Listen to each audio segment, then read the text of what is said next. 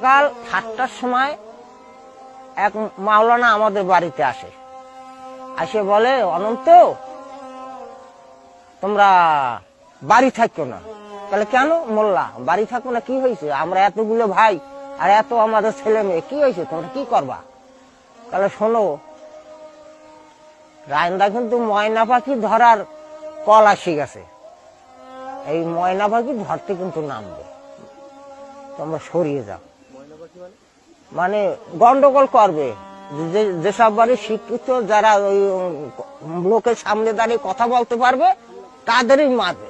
এইবারে সেই 7টার সময় তিন দিকে রাস্তা নিয়ে ফায়ার করতে করতে এসে আমাদের বাড়ি সব ঘেরা দিয়ে দিল। তো বড় বাগান, আমাদের বাড়িটা হয়েছে, বাড়ি এরিয়া আমাদের 42 বিঘা, ভাগ ভাগ কাকা জাটা তো আছে, সব বাগান এখানে সেখানে জলের মধ্যে সেই পানার ভিতরে ঢুকে গেল। হ্যাঁ, ঢুকে যাওয়ার পরে আমরা তখন ছোট, তা বয়স্কদের মারে কিন্তু ছোট তাদের মারে না। আমাদের নাম ধরে ডাক দল, মকবুল করে একটা ছেলে আমার ক্লাস বন্ধু, ওই মকবুল, ওরা বন্ধু রাখতাম, ও খেচির দা কি এদিকে আসো না। আর আবার ভগ্নি উঠেছিল, তার নাম রহমান, একজনের নাম খালেক, এই মানে এই সব আর কি বন্ধু লোক। কি রে তোরা আমাদের বাড়ি এরকম অত্যাচার করিস, তোরা আমাদের বাসাই রাখবি? তাহলে হয় বাঁচাবো, এদিকে আয়। তা তোর বৌদি কি অবস্থা করে দেখ। মানে আমার সেই দাদা এই কিসের মডেল স্কুলের আর কি, ওখানে বলতো মাস্টার ছিল, তারই এত এই ছাত্র, ওই যেগুলো কথা বলতেছে। তখন সেই বৌদিকে পুকুরে নারকেল আছে, নারকেল পারছে, ওরা খাবে, ডাব তুলে দিতে বলে। সেই বৌদি এমনি আদাও ঘাটেই নামে না, জলের এত ভয়। তো সেই বৌদিকে ঘাট ধরে নামাইলো। হ্যাঁ, চুলির মুঠি ধরে আমারই সামনে দাঁড়াই রয়েছে, আমি তো কান্নাকাটি করতেছে, তোদের হাত পা ধরছি, বৌদিকে করিস না, আমি তুলে দিচ্ছি, তুই তুলে দিচ্ছিস। এই আর একটা যাই স্তন দুটো ধরি কেটে দিল,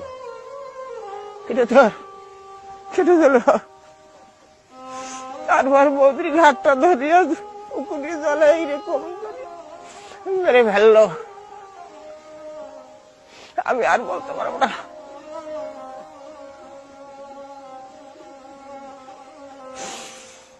সেই অত্যাচার, বংশাদি কোথায় যে গেল, কোথায় লুকালো, বাড়ি ঘর সব ফাঁকা, কারো খোঁজ নেই। আমি এই পর্যন্ত শেষ করো। দাদাকে মারলো, সে তাকে খালের ঘাটে নিয়ে ওই ভোজালু দিয়ে কুপিয়ে মারলো। আর একটা ভাইপোকে সে ছুরি দিয়ে খালের পারে হাত পা বেঁধে চিৎ করে ফেলাইয়া খালি এরকম কুচাইছে। শালা তোদের জ্বালায় আমরা বসবাস করবো, যে জায়গায় যাই সাধক, কোর্টে যাই সাধক, স্কুলে যাই সাধক, থানায় যাই সাধক, রাস্তাঘাটে সাধক, তোদের জ্বালায় বসবাস করতে পারিনি, তার দ্বারা এইবার তোদের শেষ করো। ওই দেখো তো, আমি তো সেই মর্মাহত হয়ে গেল, আমি সেইখানে পড়িয়ে গেল। ওরা ওই কাজ করে বেরোয় গেল, শেষে অন্য দাদারা যারা ছিল আশেপাশে, তারা তেল জল দিয়ে হুস করলো, আর বৌদিকে ওখান থেকে তুলে সেই পুকুরের পাড়ে মাটি দিয়ে রাখলাম। এই করে আমার সেই যখন 21 বছর বয়স, তখন 70 সন চলছে। তার আগে ছোট ছিলাম, পড়াশোনার মধ্যেই ছিলাম, কিন্তু দেশের ভালো মন্দ ওইদিকে আমরা খেয়াল করতাম না। কারণ আমাদের বাড়িতে আমরা 14 খান কাকা জাটা দিয়ে ভাই, সবারই চাকরি, মাস্টার, তহসিলদার, এই উকিল, দারোগা, এইসব। কিন্তু আমাদের ওই ভাবনাটা ছিল না, আর আমরা ওই বলে কিছু মনে করতাম না। যেহেতু বংশে আমরা অনেক লোক, আমরা 350 লোক একই পরিবারে বসবাস করতাম, এই জন্য আমাদের মুসলমানরা ভয় করত। তা যখন মুজিবার ভোট হয়, ও বাংলাদেশ হলো চৈত্র মাসে, হইল না, চৈত্র মাসে, হ্যাঁ চৈত্র মাসে জয় বাংলা হয়ে গেল।